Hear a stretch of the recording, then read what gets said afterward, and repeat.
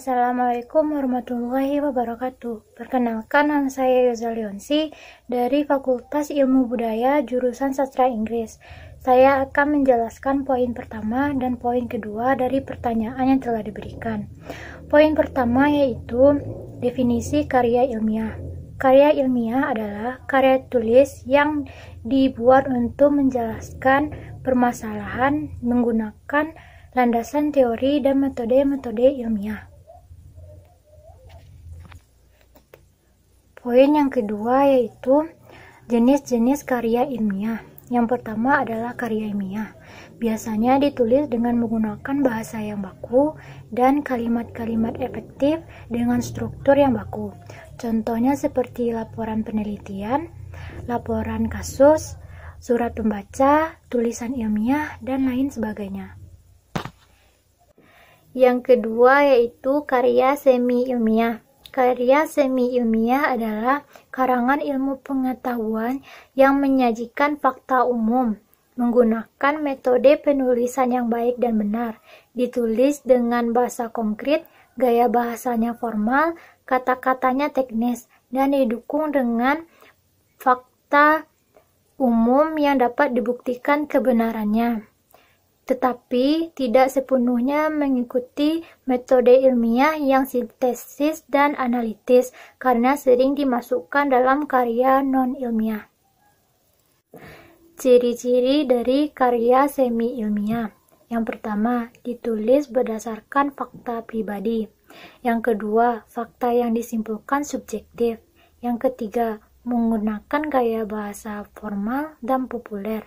Yang keempat, mementingkan diri penulis. Yang kelima, usulan-usulan bersifat argumentatif dan persuasif. Contoh dari karya semi-ilmiah seperti artikel, editorial, opini, tips, reportase, resensi buku, dan lain-lain. Yang ketiga yaitu karya non-ilmiah. Karya non-ilmiah adalah karangan yang berdasarkan fakta pribadi tentang pengetahuan dan pengalaman dalam kehidupan sehari-hari. Bersifat subjektif, tidak didukung fakta umum, dan biasanya menggunakan gaya bahasa yang populer atau tidak terlalu formal. Ciri-ciri dari karya non-ilmiah.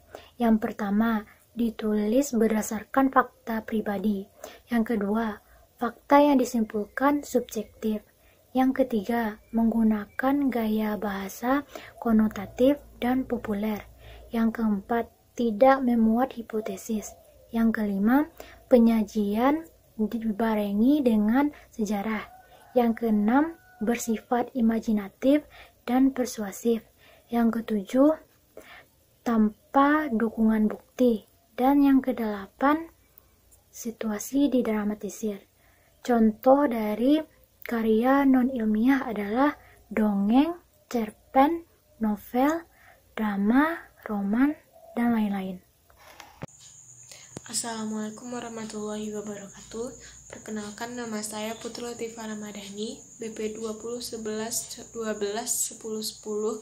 Saya akan menjelaskan materi ketiga, yakninya contoh dari karya ilmiah.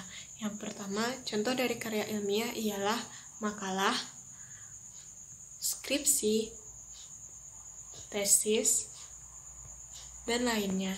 Selanjutnya ialah contoh dari karya semi ilmiah. Yang pertama ialah artikel ilmiah dan opini. Selanjutnya ialah contoh dari karya non-ilmiah. Yang pertama ialah cerpen, dongeng, dan cerita bergambar. Saya, Lingkugeni Masrid, akan menjelaskan tentang perbedaan dan persamaan dari karya ilmiah, semi-ilmiah, dan non-ilmiah. Pertama, saya akan menjelaskan tentang perbedaan. Dari segi sistematiknya, karya ilmiah memiliki struktur baku dapat didefinisikan. Semi-ilmiah tidak terikat, dapat didefinisikan, dan tidak dapat didefinisikan. Untuk non-ilmiah tidak baku, tidak dapat didefinisikan.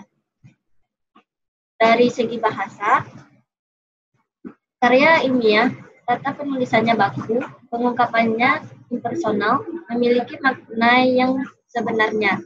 Sementara semi ilmiah memiliki tata penulisan baku dan populer, dan pengungkapannya personal dan impersonal. Untuk non ilmiah, bahasanya tidak baku, pengungkapannya personal dan kiasan. Untuk segi isi, karya ilmiah memiliki opini dan data, selalu bersifat objektif.